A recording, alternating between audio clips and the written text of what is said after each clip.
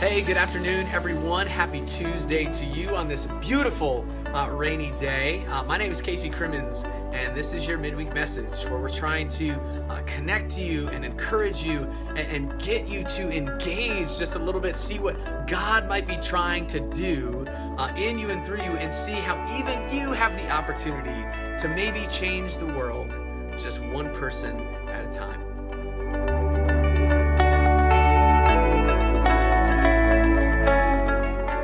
So as most of you know, and most of you probably are celebrating wherever you are, this is the amp up time of the year as we get ready for Christmas. We just had Thanksgiving. Hopefully all of you are continuing to recover from Thanksgiving. But we as a church obviously are heading into our Advent series, the Adventus of Jesus' birth, the celebration, the expectation of his birth. And then also in that comes the expectation and the anticipation of Jesus coming again, and how exciting that is. It's kind of a both and season. It's the most wonderful time of the year. What I'm realizing more and more is that for some, this is not the most wonderful time of the year. In fact, this could be considered like the worst time of the year, where the rest of the world is experiencing, joy and excitement, and yet because of a recent lost loved one, difficulty on the home front, maybe a recent separation or divorce, where all of a sudden this time of year that used to be full of excitement is no longer, and in fact is full of mourning and sadness and despair. And I think a lot of times we can see the Yuletide excitement and we kind of focus on that and push all of the other negativity to the edge and almost make those people feel like there's something wrong with them.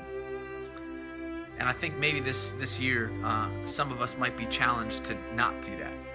Maybe this year, as the body of Christ, as the salt and the light that we're called to be, maybe this year we welcome that in. As difficult as it is, as tough as it is to, in the midst of shopping and Santa Claus and snow that may or may not come and all that, to enter into the pain of others, to have empathy towards the pain of others, and maybe invite them in and give them permission to feel that.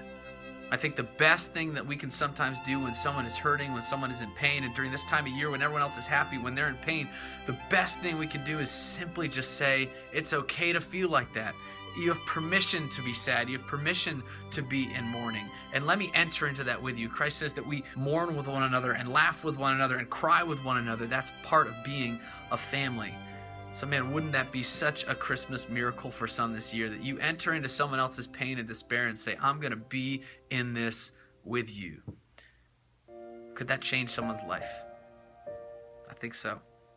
So maybe you got to do that this week or this month. I'm praying for you. I'm praying for us as a church, as a community. Have a great rest of your week. Stay dry out there. God bless you. And I'll see you on Sunday.